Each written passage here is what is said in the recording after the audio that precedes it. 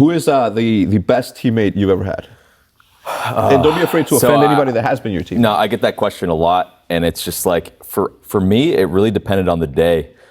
Some days it was heczquarters. Me and him thought very alike about the game at times, and I thought like we were very methodical in how we played Call of Duty. Yeah. And I feel like, when you talk about the two different dynasty lineups, we were so calculated on complexity. Yeah. Where I feel like the Optic Gaming one was brute force, pure talent, bully you for a victory. Yeah. So really different when you think about how the lineups were made. So tactically, I feel like Pat. Yeah.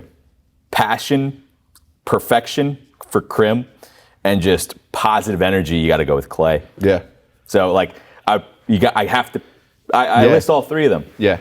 Obviously Damon's in there too. Damon just thinks completely differently about a lot of things, especially when it comes to Call of Duty. And now being in a coaching position, I have to like reinforce, because he's not the most strong. He doesn't, get his points out there very strongly often. Yeah. So when I hear him bring up certain things, like multiple times, I'm like, guys, listen to Barlow. Yeah. The guy has picked up on something. Let's pay attention to it, because it's karma. He just figures shit out that other people don't. They keep going B, man. Exactly. That doesn't get the point And I'm across. like, yo, guys. Yeah, especially with loudmouths like, who's the worst teammate? Ooh. And you can go all the way back and throw somebody under the bus. Who did you say? I've always called Pat my best and worst teammate. Yeah? Pat, when he was bad, it was definitely Pat. Yeah. And to me, if somebody was to ask me any day of the week, in the last 10 years, who I think are like the top 3 brightest Call of Duty players of all time, Pat's always in the discussion. Has to be. Yeah. Obviously he's our kryptonite.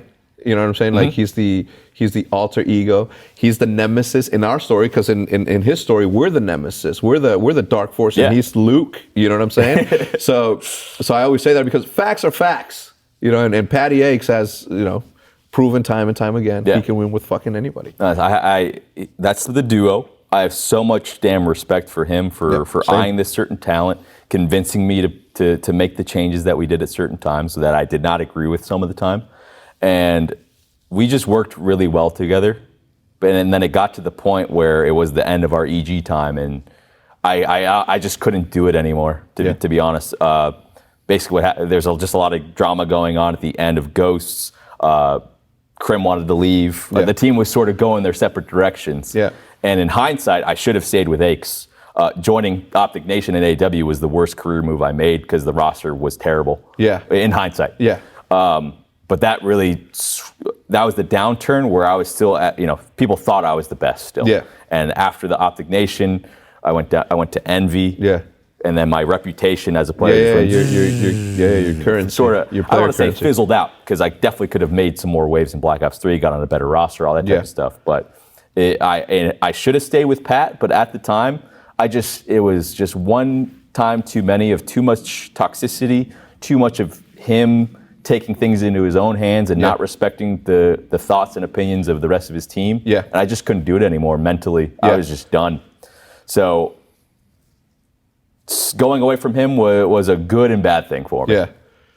Do you regret where you're at right now, though? No. Because I was super happy when you came on Optic Nation. I knew that team necessarily wasn't like, where you should have been. But the way that I was thinking about it, I'm like, I need to, stack the roster just in case something happens. Like look at karma. Well, everyone was sort of thinking it. It was like, who's going to be after Nade Shot? Yeah.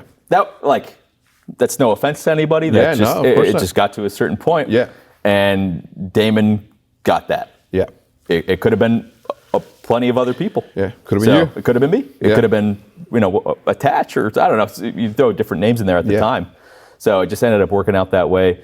But I don't regret it at all. Yeah. At the time, it was pretty miserable for me, just because I was used to a certain level of greatness that I just wasn't getting. And I feel like the biggest thing that led to me not wanting to play anymore is my passion wasn't being matched. My hours weren't being matched by my teammates. And I myself was becoming a bad teammate. Yeah. Those are the 3 biggest things where I was like, I need to take a second and reevaluate what I'm doing. Because I was becoming very, very toxic.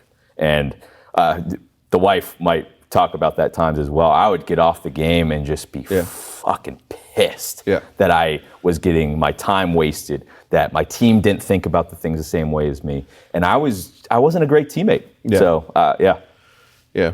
What was your team? You, Bose? Me, Bose, Mir? Proof, and Proof. Karma. And then we switched out Bose for Swan for a little bit there. Love Swan. Love Swan. Love Swan. I actually love teaming with that guy because he is a grinder. He has that same sort of mindset. But that was short-lived because of different issues. And then we go into champs, and I was trying to leave, and it was just like, crap happened. Yeah. Swanny to me is one of the coolest dudes I've ever met in this industry. Like he's just so... He's just good. One day, hopefully, I get to work with him. Like he could be a good corporate level sort of. Definitely, I play Blackout way too much with the guy. Yeah, absolutely love him. Yeah, I got 10 kills yesterday. Ooh, I'm nasty with a sniper. I just need to play more. That's the Did you try the new ambush list yet? The sniper one? No. Dude, yeah, it's good. That's your domain right there. Yeah, it Snipers. is. Yeah. Oh, it's easy. It comes easy to natural to me.